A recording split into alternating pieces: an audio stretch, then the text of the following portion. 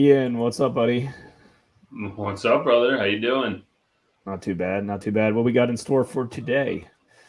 Well, we're doing a remote one today just because of circumstances, but sometimes we got to do these remote ones to bring in some of the best guests that we can find within the real estate industry and business world as general. If we're gonna have the number one podcast for real estate in the nation, this is what we got to do, right? Number one. See, I'm trying to manifest it with you, but let's just cut right to it because our guest time is very, very valuable. I met Brady out at a mastermind event. Again, another benefit of going to mastermind events. And he was one of the presenters. And, there's not many accountants that I can say, I'm like, man, I can hang out with this guy. I can go hunting. I can go fishing. And, it's like he got the whole real estate game and he understood business and he really showed what he was capable of. And I just thought a lot of the conversation we had that day was too valuable not to share with everybody in our audience. So, with that being said, why don't we bring in Brady all the way from Salt Lake City, Utah? Brady, how are you? Good. How are you guys? Good. What are you, 2 hours behind us? Yeah, 2 hours. 8 o'clock. 8 o'clock. If you're watching this live, we're recording this 10 a.m. East Coast time, 8 o'clock Mountain time. So go ahead, Ian. You going to jump in with something? No, I was just trying to figure out. I just want to say, like in your video that you guys start the podcast with, Ian doesn't have a beard. I do not have a beard. Yeah, and that's a good looking image. Yeah, that was that was pre-retirement days when I had to be cleanly shaven all the time, and this is just years of rebellion. 15 years of having to be cleanly shaven. So that's why I'm growing it out. But either way, we're here. That's where that comes from. Yes.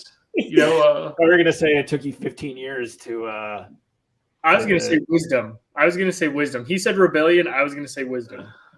Yeah, it makes sense. There you go. Well, I'm glad someone's positive on this podcast, keeping it straight. So, but Brady, you want to just introduce yourself, who you are, where you're from, and what you do? Yeah, I'm a tax accountant. Like that's when you cue in the music. Hey, that's a sexy topic for us. If you like for newer real estate investors that haven't really gotten started or they've only done a few deals, that's not sexy. They just want to know where the shiny object is to make money. But for seasoned real estate investors and guys that are doing business, which a lot of our audience does business, like they want to know the secrets. No, yeah. So I born and raised here in Utah. To be honest with you, don't know that I'll ever leave to live anywhere else. But I kind of I honestly got tripped and pushed into taxes. I never thought I'd be kind of like a pocket protecting, pencil pusher kind of dude. But that being said, I got into the finance world through school. That's how I kind of got introduced to it.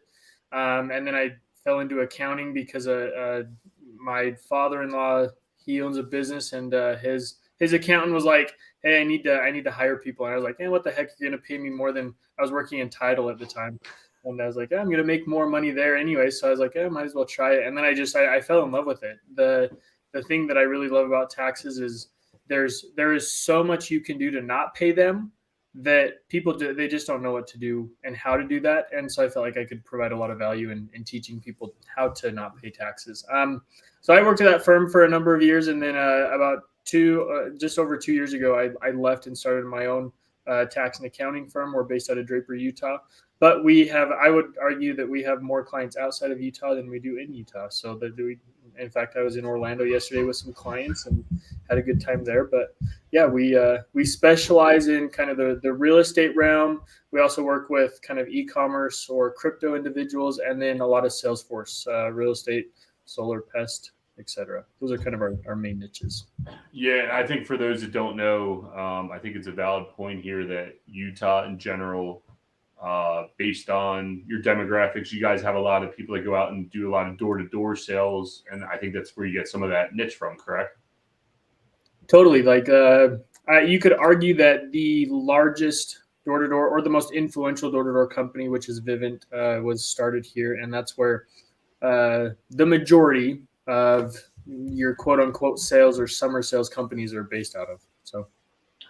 Yeah, no, I'll tell you what, I'm not going to lie. So I flew out to I flew out to where did I go? I went to Salt Lake to visit you guys to go to that event, and I was like, Salt Lake City, just a little town, dude. When I got at that airport, I was blown away, and I can't believe how much big business, because there are a lot of big call centers. There's a lot of sales. There's a lot of things going on in your town, and I'm sure you guys are getting the big California boom and everything else on top of that.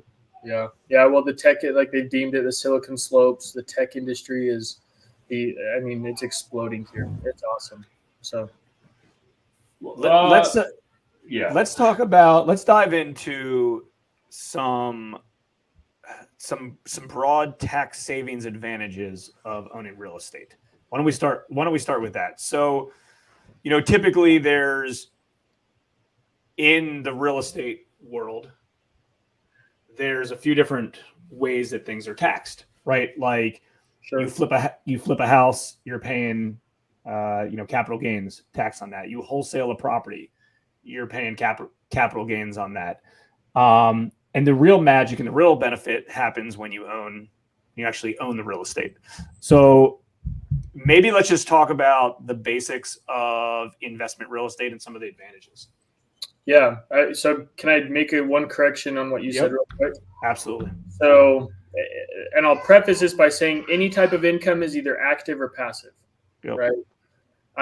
So a lot of the benefit does come when real estate is quote unquote passive, but there is also some benefit when real estate is not passive, when it is active. So when you flip or when you wholesale, that is actually active income, right? So it is not capital gains. It's active income with inventories and expenses, just like any other business. So we can kind of get into that in just a little bit, but I'll we can start with kind of the passive long-term rental real estate game, whether that's storage or single family, multifamily, whatever that might be.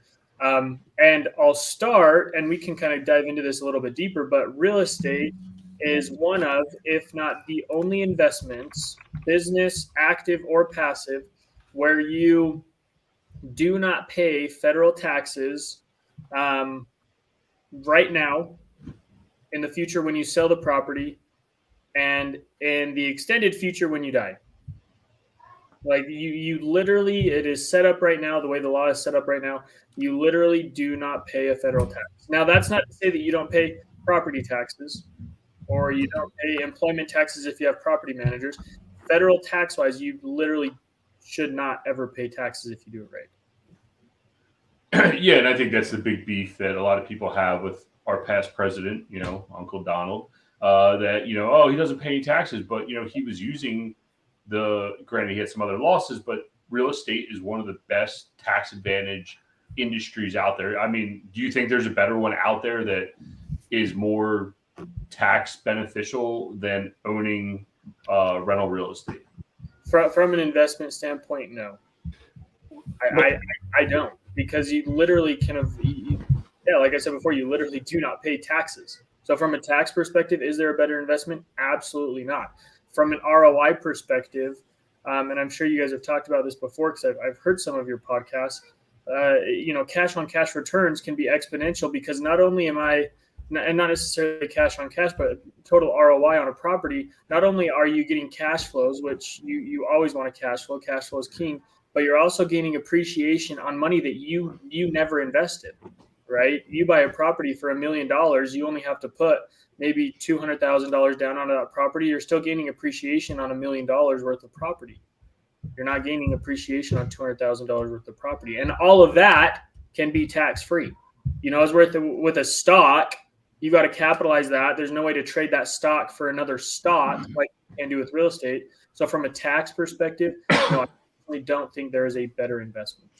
Let's expand on the first thing you talked about, so people and a lot of people know, but the ones that maybe don't, or they're still confused, let's break it down maybe on one property that somebody buys it, like, because obviously the depreciation is offsetting is the reason that it's offsetting income that could be taxed.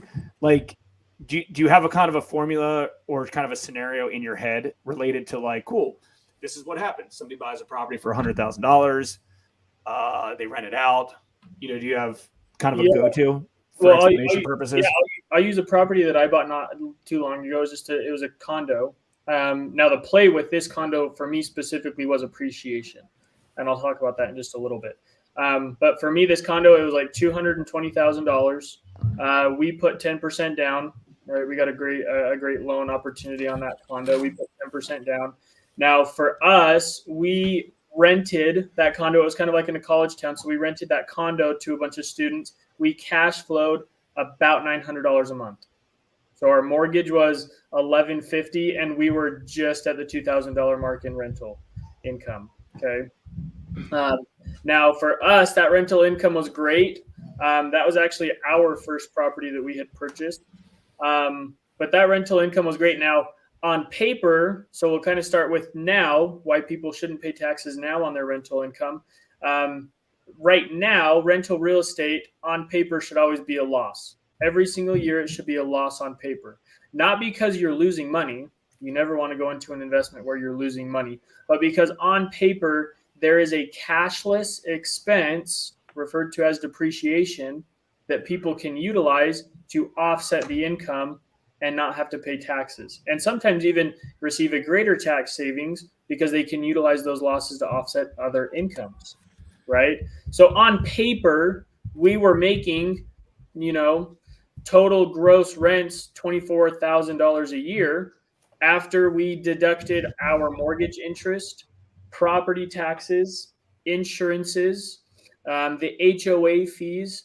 We were still cash flowing about $8,000 a year, right? About $9,600 a year.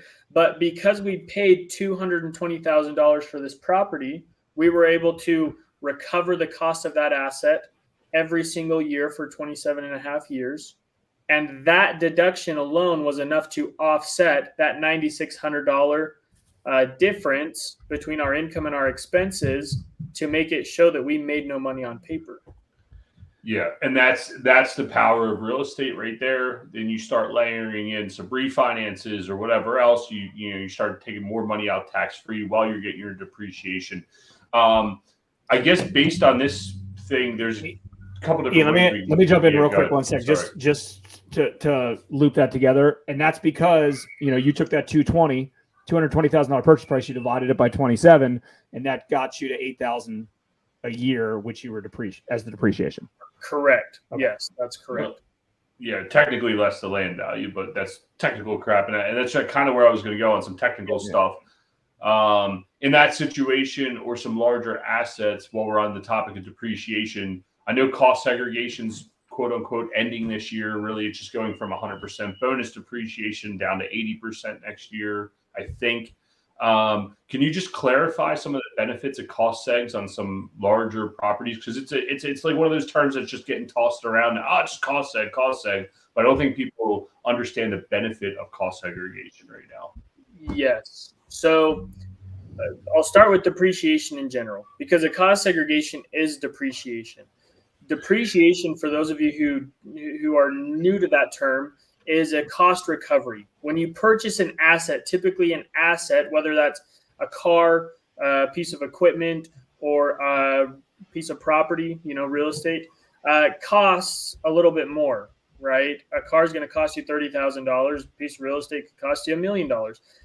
And the government says it doesn't make any sense for you to take that entire expense in 1 year. In some instances, we can. Bonus depreciation is a great example, Ian. But the government is like, hey, why we're going to give you the benefit and let you claim a part of that cost every year for a certain number of years based on how long we think that asset will last, right? So for like a vehicle, you can take that cost and divide it over a period of 5 years and take that portion every year for 5 years. Now, that is depreciation in a nutshell. Cost segregation it is specifically for real estate. And what it does is it says you've purchased a property or a piece of real estate for $500,000 or $1 million, right? $500,000 or $1 million. And the entire property is probably not going to last you its allocable life of 27 and a half or 39 years. There are other aspects of that piece of property that might need to be replaced in 5 years, right? Maybe appliances or electrical. The roof might only last you 15 years.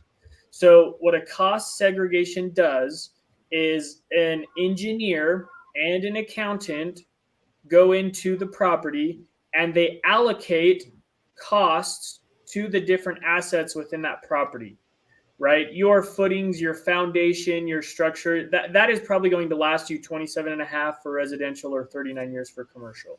But things like your roofing, your appliances, your flooring, electrical, plumbing, those items are going to last you 5, 7, or 15 years. And then in that cost segregation study, what they do is they allocate or they increase the expenditures to those depreciable lives of 5, 7, or 15 years to increase or front load a lot of your depreciation expenses. Okay. Does that make sense so far? Any questions so far? Yeah. So in essence, you're one-offing individual things, so you don't have to wait the 27 or 37 years to depreciate the whole thing. You can depreciate it in a way shorter period of time, and depending on where you're at, that could really benefit you from eliminating taxes. HVAC equipment's a good example, right? Yes. You know, take it from 27 down to 15 or 10. I can't remember. It's either 12 or 15. Yeah. So, and I don't know if you're going to continue. So the benefit is now you've moved all this depreciation forward, and those of us that have active income, i.e., we're selling something, we're wholesaling, whatever it is, we can offset some additional income from that. And I don't know if you could just take 2 seconds and discuss the depreciation recapture at the time of sale of your property, because I think that's where some people get lost, kind of how that works and why people feel like they're getting taxed more at the end versus on the front side, and how all this kind of ties together. Yeah.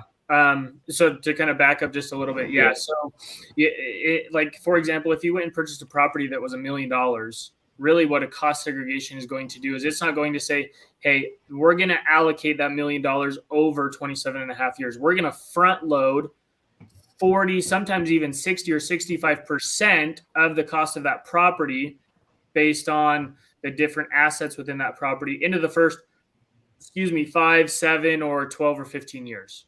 Right now, that can be huge. That can be the difference between claiming a depreciation deduction of $5,000 and a depreciation deduction of $250,000 even in year one, right? With bonus depreciation right now.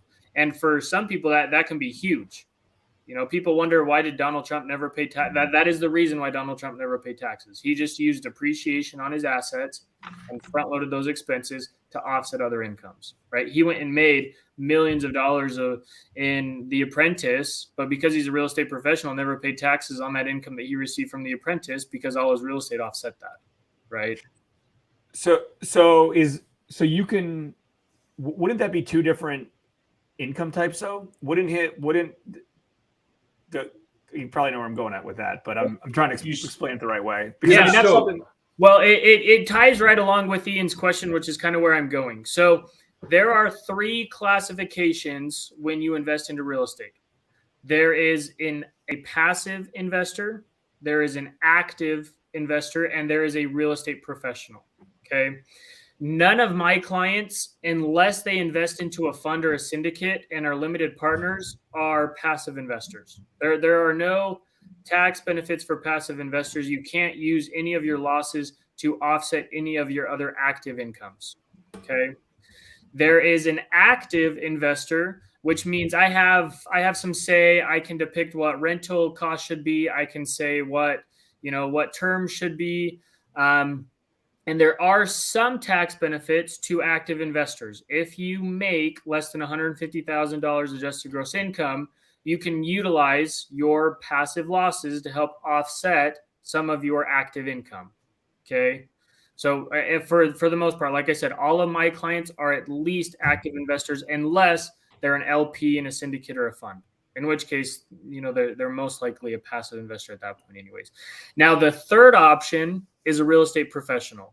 And this is the mother lord of them all, right? Because as a real estate professional, I can use 100% of my losses to offset 100% of my active income. Now, the caveat with being a real estate professional is that there are a couple requirements that you have to fulfill in order to become a real estate professional from a tax perspective. Okay. That has to be my primary source of income. And you have to spend at least 750 hours during the year in that activity.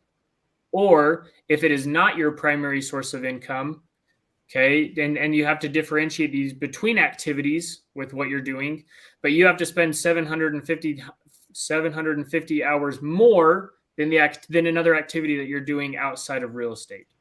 Okay. Question, Jason, you look like you've got your wheels turning. Yeah, no, I mean, I get most of this. I want to bring this home because this is something I had to learn years ago, right? And I'm not a real estate professional. Yeah, I wish I was. I mean, we run a lending company, so it's my full-time job is not owning real estate. Do I own real estate? Yeah, but that's not my full-time job at all. So let's try to relate this to, I think a lot of people that are listening own a good bit of real estate, but they also have full-time jobs. And so, okay, can I use you as the example? Sure. I'll use you as the example, and I will show you how you could become a real estate professional. Okay. Okay. Are you married or are you single?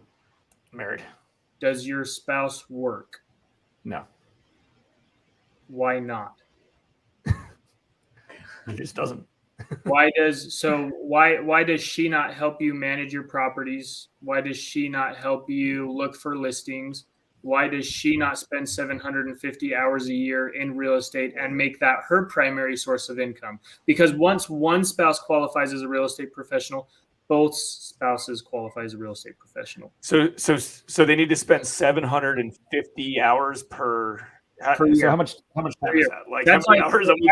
That's like working a 6-hour job per week. I mean, so it's 6 hours per week. Well, no, it's 52 weeks, 12 hours, right? 15 hours. So 750 divided by 52, that's 14 hours a week. It's 14 hours a week. What is your wife watching? I just want to know if your wife is watching. What is if we don't buy any real estate through those efforts? No, but that includes Brady. That includes, like, do you own the real estate with your wife? Depending on your entity structure, how is your real estate held? Because if that's all in a partnership and your wife is receiving income from that partnership and she's spending at least 750 hours, but that's a planning aspect that I take clients through. As I say, and this is a perfect example for anyone that's listening, and we're using Jason as the example. You might not be a real estate professional, but your spouse definitely could be. Yeah. She can help you manage the properties. She could look for new listings. She could help decorate the properties. She could help. I mean, the list kind of goes on and on and on, but you're kind of getting my gist. Is now you can utilize all of those passive losses to help offset all the money you're making doing lending. Jay, let me frame it for you. One more shot at this. Brady, if Jason's wife is managing their family's wealth, investing into several different syndicates and passive investments into some other properties from some operators that operate storage, you can kind of get the gist of this. Would that be a case of managing their real estate investments to qualify as a real estate professional? Mm-hmm. Make her the managing partner of your partnership that holds all of the entities that own your real estate. Absolutely. Why wouldn't it? Technically, she is. You just saved a ton of money by switching to Geico. What? All right, so let's 15% or more on car insurance. All right, so let's take me out of this because the situation's obviously a little bit more complex. Sure. So, and I want to keep it simple for, I think, a lot of our viewers. So a lot of our viewers have full-time jobs. They also own real estate. They flip some properties a year, and they also own a rental portfolio. But they enjoy what they're doing. They either have a government job, they own a home improvement company, they're a builder, whatever it is. They have a W-2. They have W-2 income over here, and then they own flips and rentals over here. What typically would that be said? Because the argument currently is that I guess that's technically their an active. Are they active or are they passive? I guess they're active. Yeah, they would definitely be active. Now, whether they can utilize any losses generated from their investment activities in real estate depends on how much money they're making from other sources of income. If they are not a real estate professional or their spouse could not be their real estate professional. For the rules of 150 grand, right? Is that what it is? From the dollars. So let's say they make 200,000. So in that scenario, and they are not a real estate professional, they will not be able to utilize any losses generated from rental activities to offset other sources of income. That's not to say, and this is going back to one of Ian's first questions, this still makes rental real estate a wonderful investment because you're still not paying taxes on any of the income derived from rental real estate. Yeah. And you're banking any additional losses for future sale or whatever future gains. Correct. Right. Yes. You just can't take losses. The only way to take off losses is through gains, right? To offset the gains. Correct. Now going into Ian's question, which was depreciation recapture, what happens on the sale? Because we can kind of move from, we've figured out the now transaction. What happens when I go to sell it? Because we know that with like a stock, you have to pay capital gains tax on the sale of that stock. With real estate, with rental real estate, and I'm going to leave out the wholesaling and flipping. That's active income. That's a little bit different than your rental real estate, Airbnb kind of. Even as a real estate professional, there's no way to offset that. Correct. Not through what I'm going to talk about 1031. Okay. Right. Okay. Because when I have real estate, I take the asset as a whole and I can exchange it for a new asset. I can essentially roll my appreciation of that property into a new property and use that as my payment into the new property. So I could trade, I'll use an example. Let's say you buy a property for $1 million. You put 20% down, $200,000 into this property, and you've owned it for 5 years. You know, let's say you did a cost segregation and you have utilized another $200,000 of depreciation expenses to offset it. In this instance, what is going to happen at this transaction is you are going to have a recapture on your depreciation, right? And it goes against your basis versus what your gain is. Now, any depreciation always reduces your basis in the property. Okay. So when you go to sell it, you might have a lower basis because you've already received the tax benefit from depreciation. So when you go to sell that property, you're going to have recapture. It's going to reduce your basis, but you can still roll all of those gains into the next property so that you don't have to pay capital gains on that property when you transact and exchange it for another property. Yeah. And something I learned, and if you could clarify this, when you 1031 in, you're picking up your AM schedule kind of for your initial capital contribution, right? Like I'm not saying it right. You know what I'm getting at?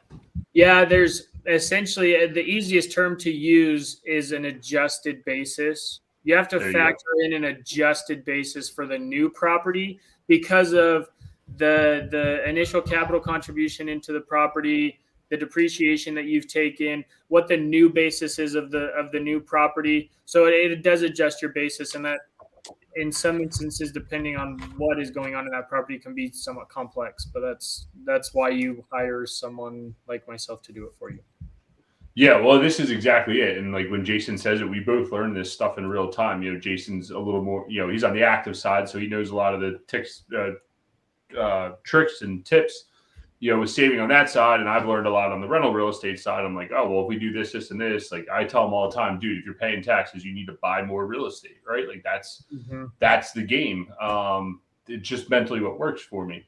Now to that effect, Ian, like, because this kind of does highlight part of Jason's conversation a little bit earlier with it's a little bit more complicated than that and just buy real estate to help offset taxes. So going back to that conversation a little bit, just buy real estate actually does make a little bit more sense because as you buy more real estate, as you take your income and purchase more real estate, that real estate actually should get to a point where it offsets income derived from other sources. passively, right?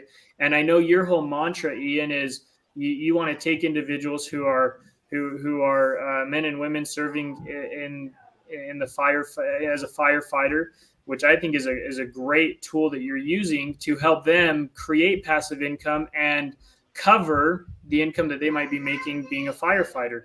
But in this instance, buying more real estate does make sense because you can get to a point where you do become a real estate professional and you do make that an active source of income. Not active in the sense where it's subject to self-employment taxes, but active in the sense where it is your primary source of income. Yeah, and I think that ties Jason's point of like wholesalers and flippers is that they could buy rental real estate, but they're still going to be subject to, at the very least, the self-employment tax, right? Like there's no way to really get away that one, but your passive can offset a lot of the other stuff. Correct. So kind of going into the wholesaling and flipping perspective, wholesaling and flipping is considered an active income activity. So any income derived from wholesaling and flipping is subject to self-employment taxes. When I say subject to self-employment taxes, I'm talking about Social Security and Medicare taxes, right? 15.3%. You might as well bend over. But at that point, what we can do and what I actively help other individuals do is we want to make sure that you are creating proper entity structures, that you're creating the right taxed entities to make sure that you can reduce the taxes generated from wholesaling and flipping activities. Instead of maybe looking at specifically an LLC, maybe we might want to consider an LLC holding structure owned by S Corporation, because your S Corporation is going to help you reduce your self-employment tax. And then at that point, it's a different accounting structure, making sure, because your properties become more of like an inventory, a deductible inventory with active income and expenses in the wholesaling and flipping activity.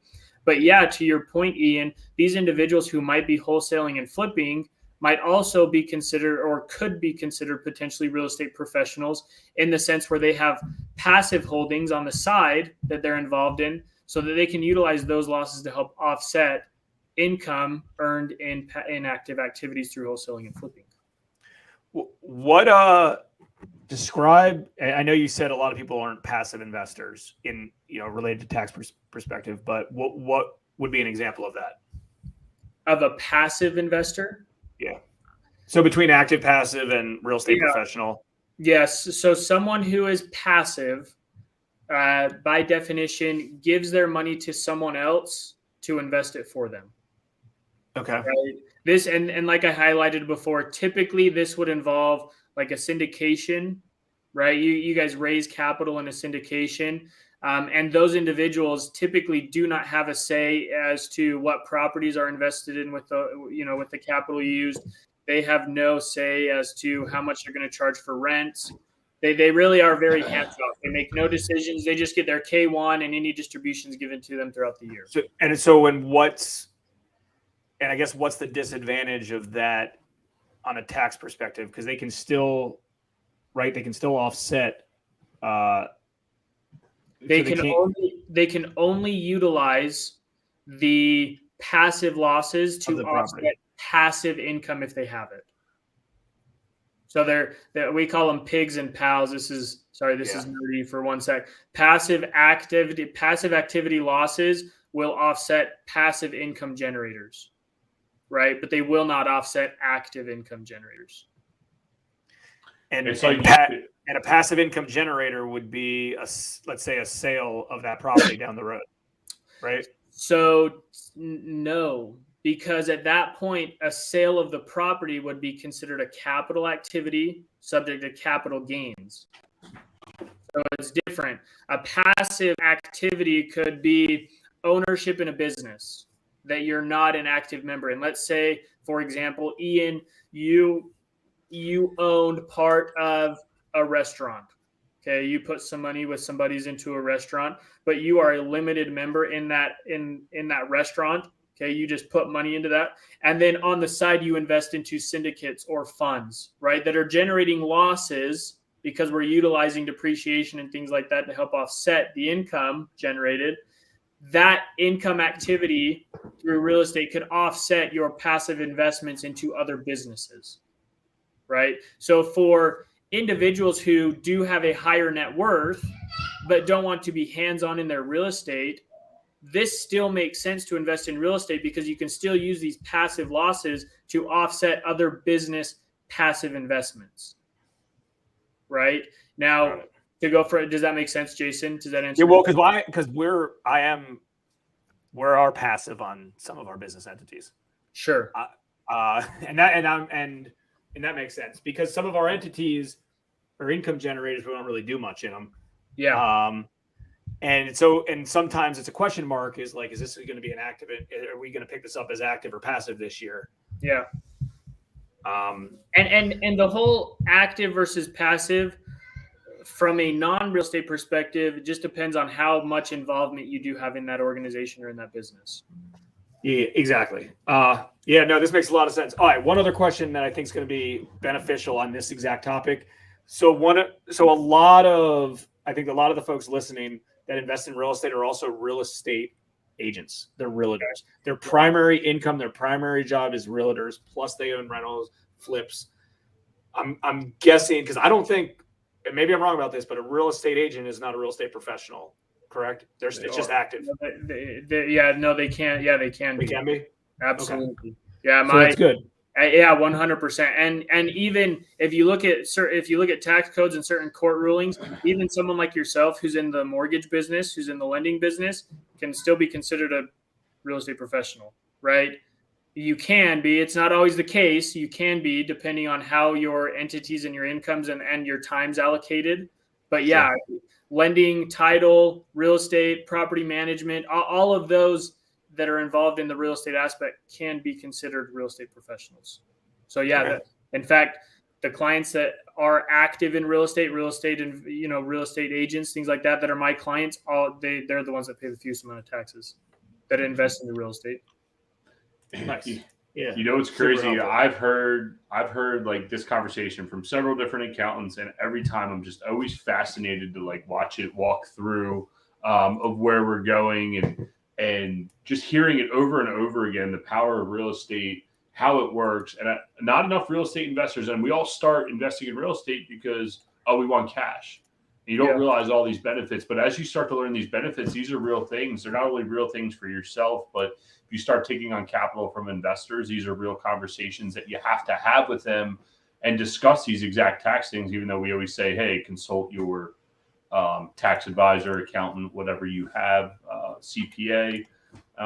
Real quick, because we do want to ask you some 2022 tips and tricks. But before we do that, and this is a case for yourself, can you define the difference between a CPA, an accountant, and a tax preparer? Because I think too many people get involved in real estate and don't pay for the right tax professional to manage what they're doing. Yeah, I think this is a really good question. So there are I'm kind of going opposite here. There are 4 different kinds of individuals who can, I'll start with file a tax return with the IRS, right? Actually 5 if you take it this way. Any Joe Schmo can go file their own taxes by themselves, right? They have no representation. If anything goes wrong, they have to kind of figure it out on their own. Then there is a paid preparer. A paid preparer is someone who just gets a number from the IRS, an identification number from the IRS, and they can file a tax return. They do have limited practicing rights with the IRS, but nonetheless, they do have some practicing rights with the IRS. Paid preparers aren't always bad, but there are more bad ones than good ones. And then there's something called an enrolled agent.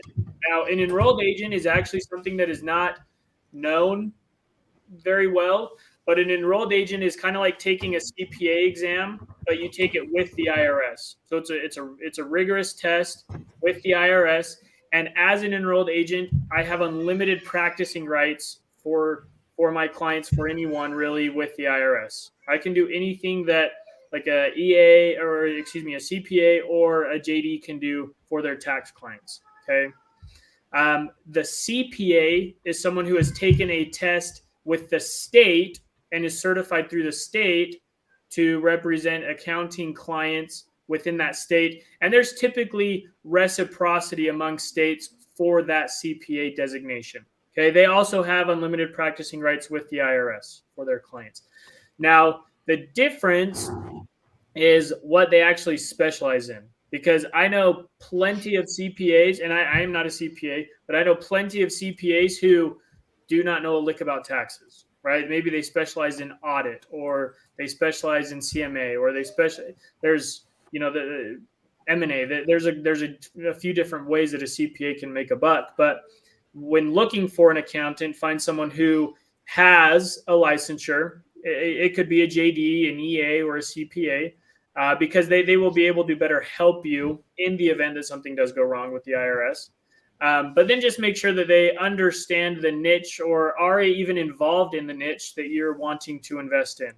I know very few accountants who actually own real estate, but I know plenty of accountants that talk about it, right? I know very few accountants who actually own crypto, but I know plenty who try and talk about it, so that just kind of my little 2 cents, if you will, my rant. Yeah, that makes sense. And again, most people, they buy one house, they buy two houses, and then next they're a tax preparer because they're doing it on the side. It's like, oh, well, I think you could do this. I'll tell you, one of the biggest changes we had was going from, and our guy knows, I love the guy to death. Worked for him for a while, and then he was doing our taxes for us, and I was like, hey, Matt, we got to move on. But he's like, no, you need to move on because I'm not doing you a service. I'm doing you a disservice. And there's not many. Everybody just wants the business rather than actually doing what's right for their clients. That happened with ours too. Yeah, we outgrew them. And I feel like I'm pretty. Accountants, doctors, lawyers, they're all kind of like know-it-alls. They feel like they know everything. They're really educated individuals for the most part. But I think that is kind of the one downside to my profession is they are kind of like, oh yeah, I can do that because it's a tax matter, right? Right. That tax matter could be anything from M&A to capital gains to ESOPs to business to, I mean, there's such a wide variety. And I feel like I am pretty good about, for example, I had someone reach out to me yesterday about M&A, mergers and acquisitions. He's selling a company. He's actually been a client of ours. And I said, look, M&A is not my specialty. But here's someone whose specialty is M&A. For this specific purpose, I would have you work with them, So I feel like, yeah, it does get to a point where we are like, okay, you have definitely, even we have some clients who outgrow us.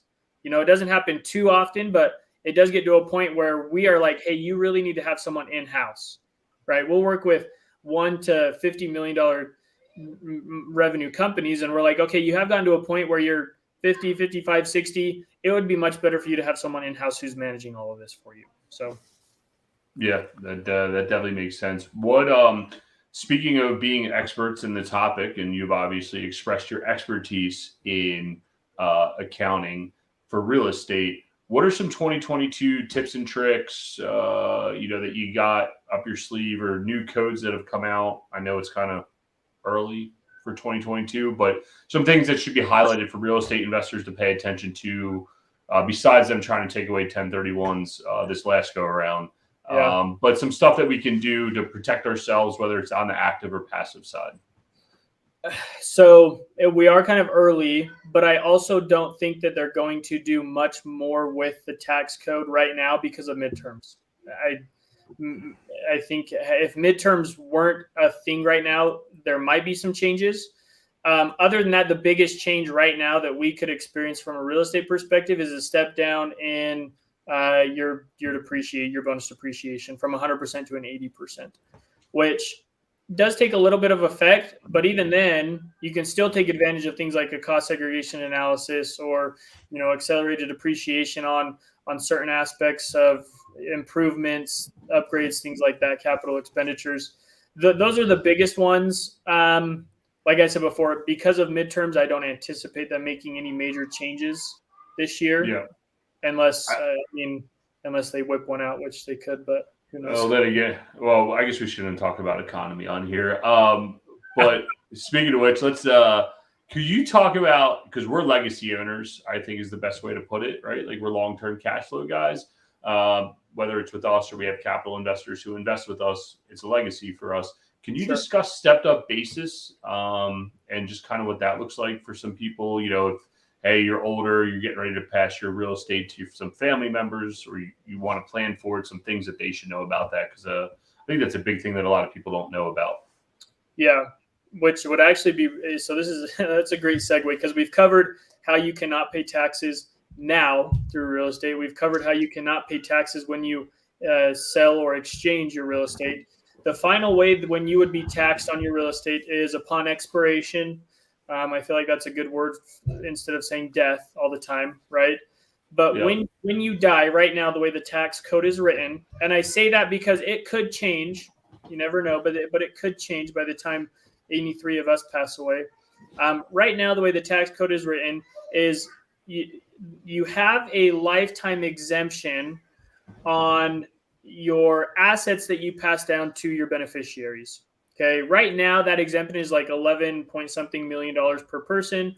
That was one thing that they had actually wanted to change in the Build Back Better bill. They wanted to have that step down to about 5 million per person, but that does not include your real estate. The way the tax code is written right now, if or when we expire under current law, your beneficiaries receive a step up in basis on the properties that you own. Okay. Now, why is this beneficial? Because through real estate, and they receive that to a fair market value. I will add that. Okay. Why that's important? Because Ian and Jason could go be purchasing hundreds of thousands of dollars of real estate every year and exchanging that hundreds of thousands of dollars of real estate every year for the next 20 years into tens or potentially hundreds of millions of dollars of real estate. And upon your expiration, your kids receive an asset at fair market value, which becomes their basis, that they could then turn around and sell and not have to pay taxes on the gains of that property because of that step up basis. Yeah, that's huge. And is that inclusive of if you've invested into syndicates? It does not. Okay, so you need to be the sole owner because those syndicates are, all of that is passive income. Essentially, you're not selling the real estate, you're selling your ownership in the real estate, and that would be part of your lifetime exclusion, the ownership in the real estate at the fair market value of whatever that ownership is at the time that you expire. That makes sense. But there are now there are some things. And I'll preface that by saying there are some things from a planning perspective that we can do to mitigate or reduce some of those taxes. A lot of that would be working with an attorney to make sure that your trust structure is correct, making sure that we can add kids to the ownership in LLCs that maybe own some of these investments as passive investors or non-active investors in these LLCs. So there are some things that we can do, but no, that specific question doesn't fall under that step-up basis. Yeah, this is great, Brady. I mean, that's some really, really good information, some advanced stuff, some basic stuff. Anything else you think that's important before we wrap up for just the general real estate investor to kind of think through? Yeah, I always go back. In fact, I was talking with an individual, Losi, and we were talking about a bunch of different strategies yesterday, and he kind of ended with the same question. What else should we know that we don't know? I always go back to the very most fundamental thing about taxes, and that is your documentation, working with a professional to make sure that your entities are correct so that you're not going to have to pay a lot, or you can help reduce taxes through entities and liabilities taken care of. Again, I'm not an attorney, but I know enough to be somewhat dangerous.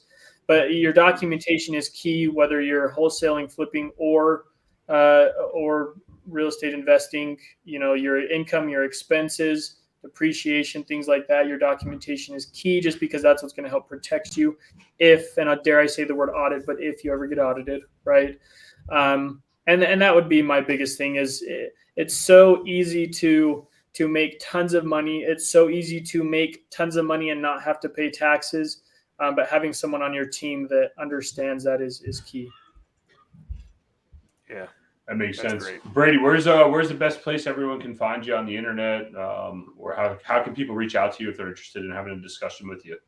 Yeah, follow me on Instagram at the Brady Slack on Instagram. I try and put out half decent content half the time. So I could be better at that. I'm on Facebook, Brady Slack, or you can shoot us a text at 801-747-9829 or send us an email, info@highcountryfinance.com. I'm going to put that in the chat too. So highcountryfinance.com. Yep. Well, we did forget. I'm sorry because time is precious. We're coming up on an hour, so I didn't mean to rush you off here, but I know Jason's got a question that we ask all of our guests, so you're going to have to answer it. So Jason, go ahead. What's one of your favorite books? I don't know if you read books or if you listen to podcasts, but what's a book that you've read recently, or maybe a podcast episode that you recently have listened to, or that you'd recommend? Because I talk about tag, I have lots of favorite books. I'm reading one right now on what's the name of the title? How to Make Friends, or How to Keep Friends, or whatever that one is. But the one that I always recommend is Tax-Free Wealth. Tax-Free Wealth is written by an individual by the name of Tom Wheelwright. He's a friend of mine, and he's Robert Kiyosaki's tax accountant. I've spoken on stage with Tom. I'm in his accounting network. I actually teach his accounting network about kind of energy credits, things like that. But that book is incredible for kind of the entrepreneur, business-minded individual on how really just anyone on how they can make more money and pay fewer taxes. And his podcast is called Wealth Ability, one word. And he's got some great content on his podcast as well. He's actually coming out with a new book. It's set to launch. His pre-launch is actually in a couple weeks, I think, and I'll put out a shameless plug for Tom. I really enjoy him. But his new book highlights 7 different ways that people can partner with the government to amass large amounts of wealth and not pay taxes on any of it. So it'll be a really good book as well. Yeah, he talks about some of that in his Tax-Free Wealth book as well. I read that earlier this year, and I'm looking on the PDF of his companion file as we talk, because I downloaded that and I haven't really fully gone through it, but I got a lot of value out of that. It's a good, wonderful book that highlights a lot of the tax strategies we talked about today. And like I said, I put that shameless plug out there because I know Tom personally, and he's a wonderful individual. So that's awesome. All right, Brady. Well, we certainly appreciate it. I think I personally got a lot of value. I know Ian's shaking his head. He got a lot of value as well. And I'm just happy that I'm happy. Conversation with his wife now about becoming a real estate professional. That's what I was going to say. I said, I'm just happy Jason's wife got a job. I'm so excited. She might not be, but he is. Yeah, I mean, she's going to kill both of us. So, well, I've just been thinking through some of the things, and I don't know. I mean, a lot of the stuff, we used to own a lot of real estate, and we sold a lot of it early, right after COVID, and we got a premium for it. And we use those funds to to invest in lending. We're an LP on a lot of different things, but that's typically like our plan for buying more real estate is more investing on the LP side. So I'm not 100%. So I don't know. I got to think through that in my head. No, you're good. All right. Well, we certainly appreciate it. We'll keep in touch, and maybe we'll have you back on here in the show. Maybe we'll do another follow-up with this, in a few months as well. Yeah, closer to tax season once some tax codes start dropping, I think will be appropriate. So yeah, I'd be happy to help in any way. Thanks for having me on, guys. Thanks, Brady. Thanks. We'll chat soon.